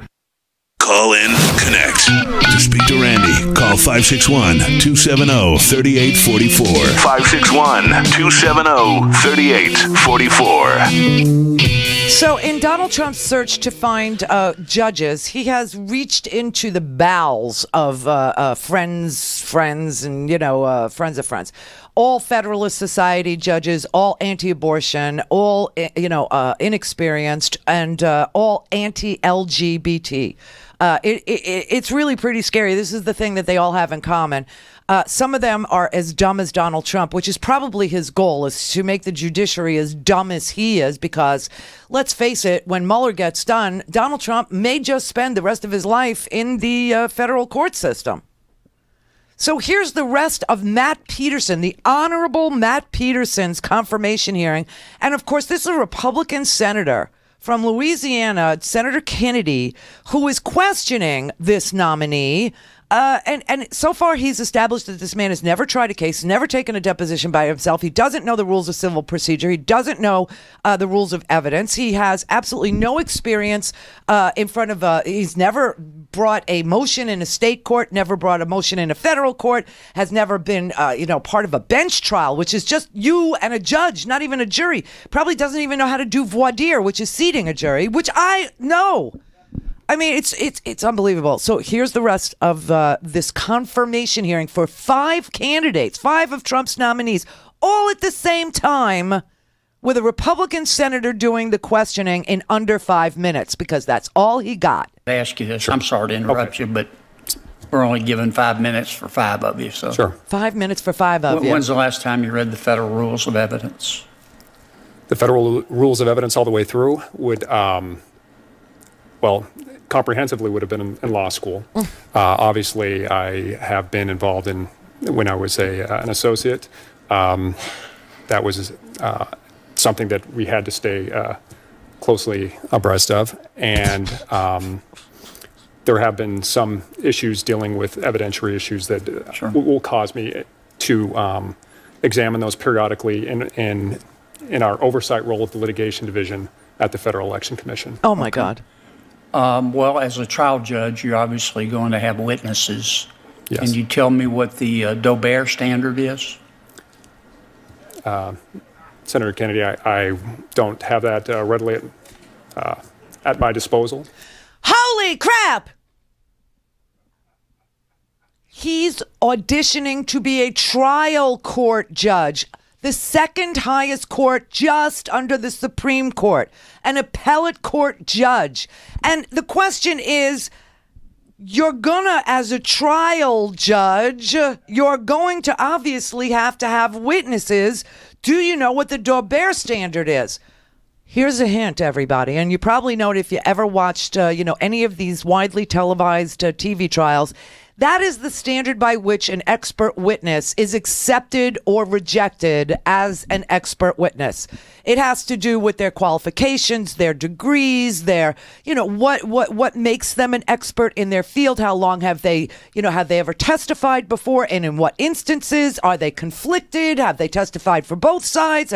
Do they follow the facts? This is what that standard is. And this guy who is applying to be an appeals court judge, a trial judge who has never tried a case, never taken a deposition by himself, doesn't know, never argued a motion, not even a motion in court, doesn't know that this is the standard by which expert witnesses are admitted, their testimony is admitted or denied. Great. But I would be happy to take a closer look at that. Okay. That is not something that I've had to contend with. Do you know what a motion in limine is? Yes, I haven't. Again, my background is not in litigation as when I was replying to Chairman Grassley. I haven't had to, again, do a deep dive, and I understand, and I appreciate this line of questioning. I understand the challenge that would be ahead of me if I were fortunate enough to become a district court judge. I understand that that the path that many successful district court judges have taken has been a different one than I have taken. Mm-hmm. But as I mentioned in my earlier answer, I believe that the path that I have taken to be one who's been in a decision-making role on, I would guess now, somewhere between 1,500 and 2,000 enforcement matters, overseeing I don't know how many cases in federal court the commission has been a party to during my time. What? This man This man is being considered to fill a vacancy on the U.S. District Court for the District of Columbia. This is one of the most important federal trial courts in our country. He has never tried a case. He has never argued a motion. He has never had a bench trial. He has never had a federal trial. He doesn't know what a motion in limine is, simply to exclude evidence. That's it. That's all it is. That's all he had to say. Yes, I know what a motion in limine is. It means this evidence, maybe the chain of evidence was broken. Maybe a police officer collected blood at O.J. Simpson's house. And maybe he didn't bring it straight to, the police station. Maybe he left it in his car overnight in the trunk where it was, exposed to high temperatures and the chain of evidence was broken. And therefore, it should not be admitted as evidence of your blood or anybody's blood because no one can vouch for the fact that it came from OJ's house. It came from your trunk, as far as anybody knows. These are basic 101 things that you would know if you watched, Law and Order SVU. Most Americans know more about forensic evidence and its collection and its storage and the chain of evidence than this guy does. Perry Mason's secretary knew more about the law than this guy does.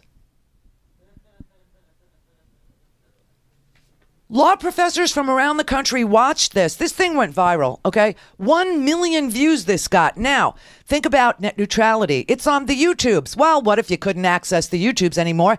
And this didn't go viral. And 1 million people didn't see it. And law professors all over the country couldn't weigh in on the absolute miserable quality of these picks by Donald Trump. Matthew Peterson couldn't handle the simplest questions. These are the kinds of questions they ask you to see if you had a concussion. What's your name? What's your address? What's a motion in limine?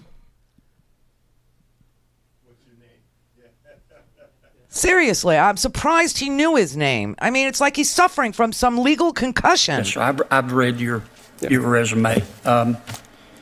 Just for the record, do you know what a motion in limine is? I would probably not be able to give you a good definition right here at the table. Do you know what the Younger abstention doctrine is? I've heard of it, but how about the Pullman abstention doctrine? I heard. You'll all see that a lot in federal court. Okay. Any of you blog? Any of you blog? Okay. No. Any of you ever blogged in support of the Ku Klux Klan? What? No, Senator. Okay. Let the record reflect everybody said no, Mr. Chairman. The record will show that. Thank you, gentlemen. I wish we had more time to spend together. Yeah. 5 people at one time, 5 minutes to question all of them. And the one person who answered any questions didn't know any of the answers to any of the questions.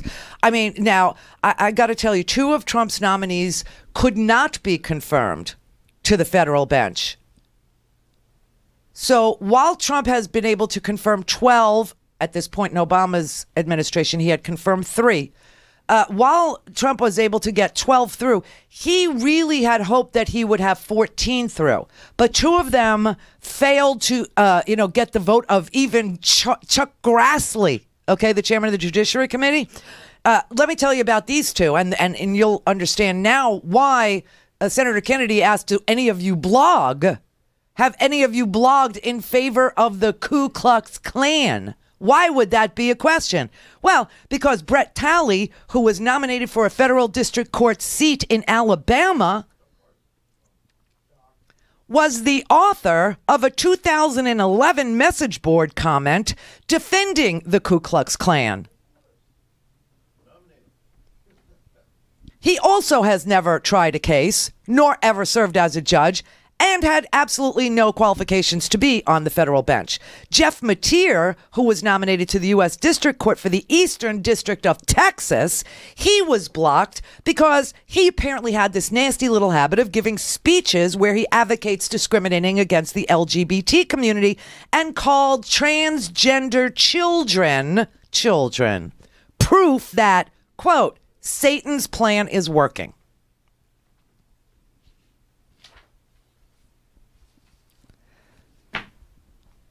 Every one of these people who has come before this committee have come in groups. They have, some of them have unanimous, not qualified ratings from the American Bar Association. You got this one guy who is already confirmed to the 11th Circuit. He wrote a 2000 Law Review article that equates the rationale of Roe v. Wade to Dred Scott, the 1857 decision that upheld slavery. He also writes all the time for the Federalist Society, a right-wing legal organization that is providing all these names to Donald Trump. And they say that Title IX doesn't protect people who face retaliation from reporting gender discrimination. That was rejected by the Supreme Court. Some of these nominees actually said that what the Supreme Court says is not the supreme law, and in fact that you can overturn the Supreme Court at the lower court level. How that happens, I have no idea. But Amy Barrett, 45 years old, she's now on the U.S. Court of Appeals for the 7th Circuit. She was questioned about the precedent of Roe v. Wade, and she condemned birth control under the Affordable Care Act as a grave infringement on religious liberty. And she took a speaking fee from the Alliance Defending Freedom, which should be sort of familiar to you because they are the people who are representing Masterpiece Cake Bakery in the case of, does a bakery have to bake a cake that's on their menu and readily available to all members of the public as something they will do for all members of the public, but they can discriminate against a gay couple? That's the Alliance Defending Freedom that's saying, yeah, he can. But this is a nonprofit. They have actually advocated for things like forced sterilization for transgender people. They have been dubbed a hate group by the Southern Poverty Law Center, and yet they make it to the Supreme Court. These are the gatekeepers that we would put in the appeals at the appeals level. John Bush, he's now on the 6th Circuit. He also refers to abortion as slavery, and he says slavery and abortion are, quote, the two greatest tragedies in our country. He strongly disagrees with same-sex marriage. He mocks climate change. He said the witch is dead when he thought that the ACA might not be enacted. And then you've got the worst of them all is this one guy, Leonard Stephen Graz, Grazz, for those of you who can still Google things. He was confirmed this week to the 8th Circuit Court of Appeals. He got a very rare, unanimous, not qualified rating by the American Bar Association. His colleagues, in writing a reference letter, to be included in his confirmation hearings, they described him as, quote, a real jerk who can't separate his advocacy from his role as a judge on issues like abortion and LGBT issues.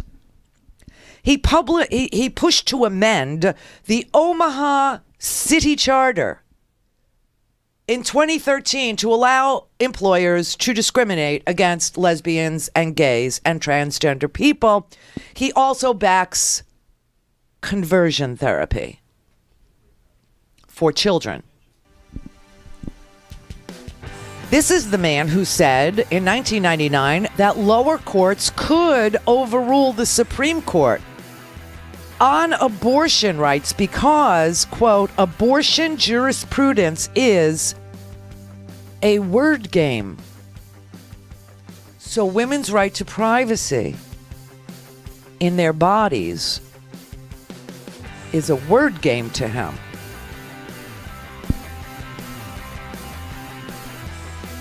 Now, what's really creepy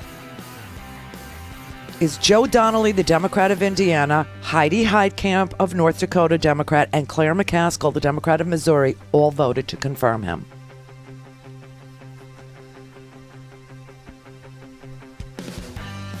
I'm serious. They're burrowing in, baby, and that's why net neutrality matters. To speak to Randi, call now, you bastards. 561-270-3844. Hello. The Randi Rhodes Air Force.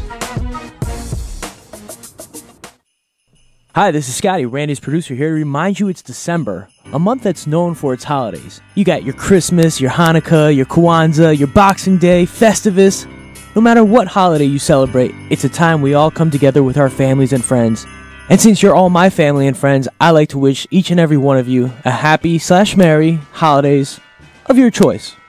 Now, if you're still looking for the perfect gift, I, Scotty, got you covered. Go to randyrhodes.com and buy your friends or family a stinking podcast. Think about it. What better way to show your loved ones that you really care than sharing with them the knowledge of truth and facts? And if you can't stand the people in your life, but you still want to do something great for the holidays, here's an idea for you. Support the show. By supporting the Randi Rhodes Show, you help keep us going into the new year. And if 2017 was a sign of things to come, we'll need Randi more than ever. Go to randyrhodes.com to buy a stinking podcast and or support the show. Happy holidays, jerky fans. Herky Jerky knows it's the season to enjoy the world's best jerky and meat sticks, and they want you to save a bundle while doing it. Herky Jerky, first of all, would like to thank you all you fiercely loyal customers, because they had their most successful year thanks to you despite Mother Nature doing its worst. Jason at Herky Jerky is so grateful that you enjoy his products, and everyone at Herky Jerky is so glad to provide them. So, as a special thank you, Herky Jerky is serving up their best offer of the year for Christmas giving. $10 off any order of $60 or more, or $15 off any order $100 or more without a promo code. Just visit herkyjerky.com. And the now famous bacon jerky, new fat-free and delicious turkey jerky, and all four of the new nitrite and preservative-free flavors, plus good old beef jerky, and all the exotic game jerkies make perfect holiday gifts. Buffalo, elk, venison sticks, 3 different varieties of beef smokies, all make great stocking stuffers. So choose your favorites now. Take advantage of the savings, which also includes free shipping on any 2 packs or more. Everyone at Herky Jerky would like to wish a safe and happy holiday season to all of you, and thank you once again for your loyalty. This offer starts today and it goes through all of December. Happy holidays from herkyjerky.com. I remember as a kid, the stereotypical things associated with girls were cooking, cleaning, fashion, interior design, anything to do with children, hair, makeup. But you know, as an adult, I realize that the top earners in all of these professions are men. How did this happen? Well, it's one of the conversations we're going to have on my new show called She Persisted. I'm your host, Melissa Carter, and as a media personality, a lesbian, a single mom, and a patient with a chronic disease, I can tell you, I certainly have some opinions, and I know that you do too. So let's be part of each other's lives and talk these things out on She Persisted. It's at 8 a.m. on the East on the Progressive Voices Network and on demand on the Progressive Voices app. I would really love for you to be part of the show because I believe that together we can go from She Persisted to She Thrived. I hope you'll join me. This is the Randi Rhodes Show. To speak with Randi, dial 561-270-3844. That's 561-270-3844. This is Puritan America, everybody, where LGBT people who have earned their right to exist and to live and to be treated fairly in public accommodations are now despised by these appeals court judges. Women are despised by the... It's a word game, you know. Something that settled law for almost 45 years. It was just a word game, you know. Like slavery and the 13th Amendment needs to go because it was a word game. Equal protection needs to go because it's a word game. We need to, edit the Constitution to take away all amendments after the 10th. 16 of them, gotta go. This is what we're fighting for. This is what America's going to sound like. Check this out. This actually was a real conversation last night on the fake news that is going to permeate your internets and replace fact-based news like the New York Times or the Washington Post or the Wall Street Journal or CNN or MSNBC or NBC and CBS and ABC. And all you're going to get is this. Well, I believe that ideas have consequences. I'm an educator. I believe that what's taught today in our classrooms will probably be practiced tomorrow in our culture. And when we teach sexual license rather than sexual morality, when we teach that sex is recreational rather than moral, we shouldn't be surprised to find a culture of men that behave licentiously. This is predictable. When we teach that sex is something that you can experiment with rather than something that you should be morally responsible for, I think you can see what you're going to have in culture as a result of that. He is saying that because we have sex education in school, men are suddenly assaulting women. They're suddenly kissing women. They're suddenly grabbing them by the P word because they are celebrities and they can do anything. Donald Trump is 70 years old. I doubt he had sex education in school. I don't think that sexual assault is a new thing, and I don't think it had anything to do with teaching sex education, which is a responsible thing to do to prevent the transmission of sexually transmitted diseases and to keep pregnancy as something that happens when you're ready for it. This is the Puritan age, everybody. The 21st century. I agree with that, of course. I mean, I think you're obviously right. But you're obviously right. It's a little more complicated than that, in that the people who are pushing licentiousness are also sort of pushing a kind of puritanical view of sex. Expressions of sexual desire are both encouraged, but they're also penalized by the same people, if you see what I mean. And so I find it confusing that way. Well, I'm not too sure what you mean with... What does he mean? He's talking about priests. He's a Catholic. You understand? He's talking about being... he's talking about the Roy Moores of the world, where they cloak themselves in the Bible in order to get away with licentiousness. With regard to those people that are pushing licentiousness are also being puritanical. What I see in our public schools, for example, and when I say public schools, I don't mean any local district or any particular teacher. What I mean is our national educational system is known for doing what Jay, Oklahoma does, and Edmond, Oklahoma, and Cherry Creek, and Fox Ridge, Colorado, and Yale and other institutions in the Ivy League, and then those institutions and universities on the West Coast, such as UCLA and Berkeley. All of these institutions have been celebrating sexual license for decades. In other words, they've been giving instruction manuals, literal instruction manuals, on how to engage in sexual activities with the hope and the prayer that a thin layer of latex will keep our kids from getting a disease. You see this man right here? I could see him in ass pants tonight. Can't you? I know this man is going to be on the internet looking at, like S&M porn for hours tonight, with a glass of Johnny Walker on ice in a nice highball, while his wife is upstairs, watching Judge Judy. I mean, honestly, this is so predictable. Tucker Carlson, can't you see that the same people that are preaching puritanical ways are also the ones that are doing the molesting? Can't you see? Oh, I don't see that. I see Yale University handing out literature telling them that a piece of latex will protect them from sexually transmitted diseases as the cause for men grabbing women by the genitals. Seriously, dude. What's your handle? I know he's going to be on the internet in some porn chat room tonight. I know it. Either that or he's going to be in some club wearing ass pants.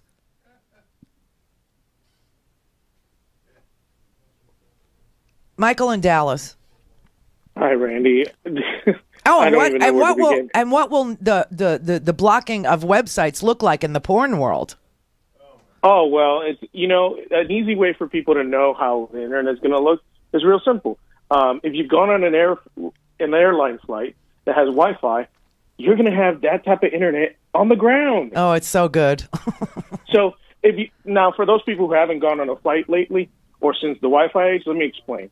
So you get on a flight and at 10,000 feet, you suddenly have Wi-Fi, except it's for a fee. Now, when you pay for the internet, you can pay for the fee that allows you to send text message and email, but no social media. But you can pay a little bit extra to have social media. So you can do Facebook and Twitter, but you can't watch videos. And you can pay a little bit extra so you can watch videos like Netflix or YouTube or Hulu. And they break everything down to brackets. So the internet on the ground is going to be able to do that. They're going to be able to.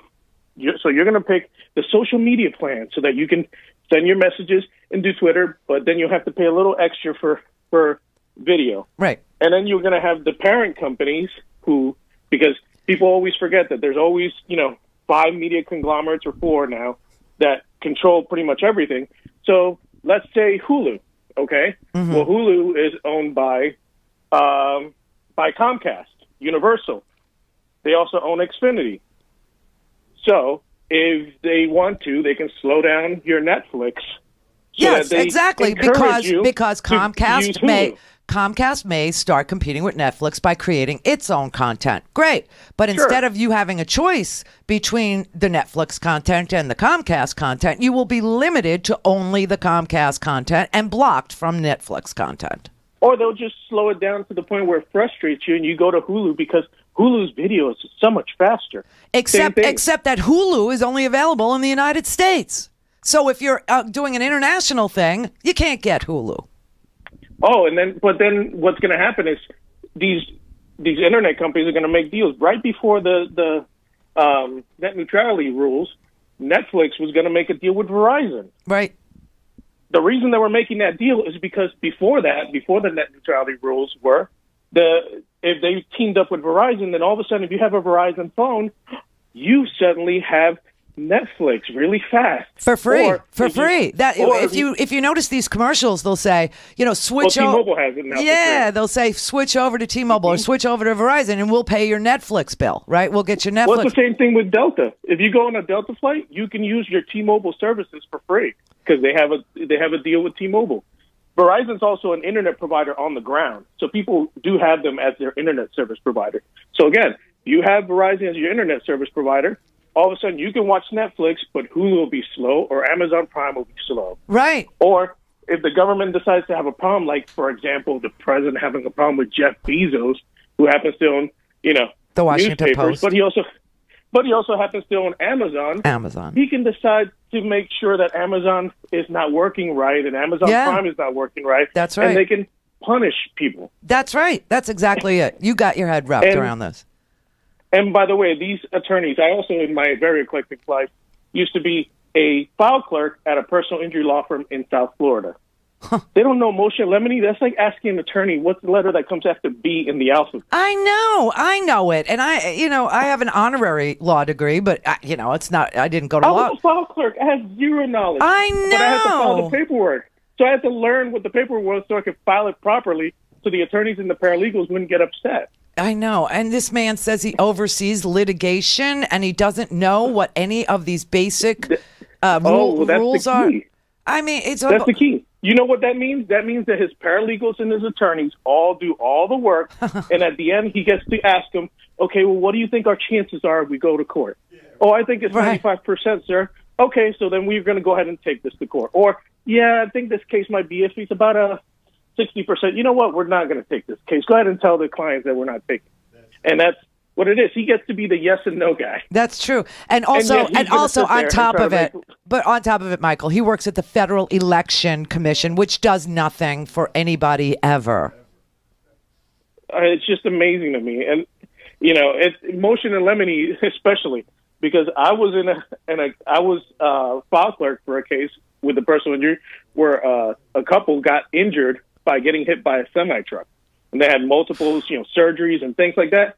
But because there were trace amounts found of cocaine in the car, and they were a not straight couple, and this was South Florida, they were able to introduce this because the attorneys weren't able to get this thrown out, even though they didn't find any evidence of them having used drugs that day or anything related. And so the attorney for these gay guys would file a motion in limine to the court saying that this is not right. And this is not relevant. This is not relevant. This doesn't apply. This is, there's no a chain of evidence that supports that there was cocaine being used when they got hit by a Mack truck. Exactly. So that's what a motion in limine is. It's just to keep evidence out that's not germane to the issue at hand. I mean, how could this man not know this? Well, the thing is in this case, they were unsuccessful, so the jury got to hear that. So the jury made their decision, because juries are humans, and decided to, not award them the thing, maybe as punishment because they just happened to have done cocaine before.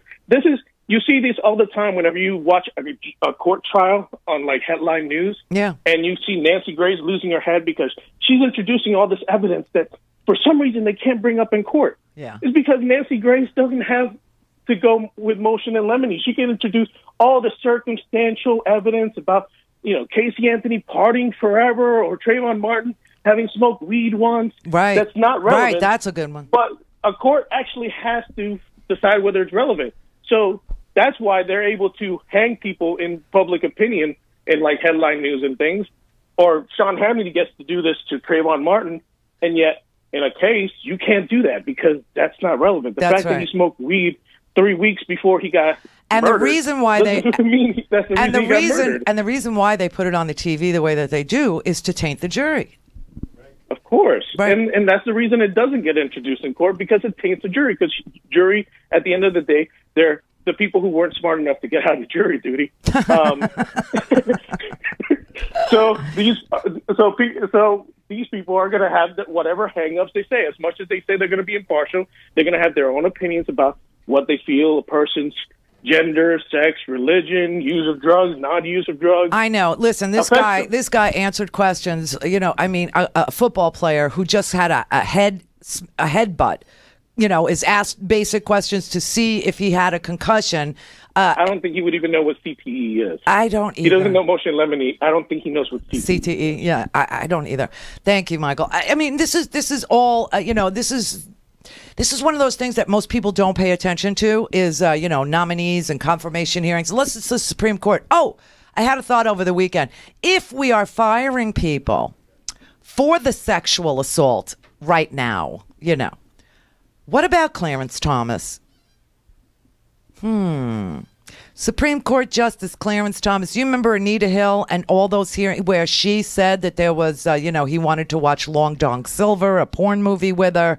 And he said, oh, look, on this Coke can, what is that? Oh, look, it's a pubic hair. I mean, she was sexually harassed by him. We had these hearings back in the day. Everybody understood what the assault and what the harassment was, but they said, oh, it's not a barrier to entry for the U.S. Supreme Court. Well, what if we could remove them now because of the Me Too movement? I mean, you know, instead of removing guys like Al Franken, why don't you go after some big fish like the President of the United States, like Clarence Thomas? I mean, this is really, really what this moment is for. Just an aside, I was thinking. Leonard in Torrance, California. It's actually Concord, California, but that's okay. Mrs. Rhodes, this is an honor. I've been listening to you for over a decade, and I've never called in, and I appreciate your intellect. I appreciate your perspective, and I'm very much looking forward to talking with you. And thank you for popping my... Your cherry, Leonard. Yeah. Yes, ma'am. Thank you very much. We have only 2 minutes here, so say what you got to say. All right, let's go. I say I'm the one, as an African-American, especially after the last election, I don't believe there's a plumb nickel difference between them, and I've been willing to debate that with anybody between the Democrats and the Republicans.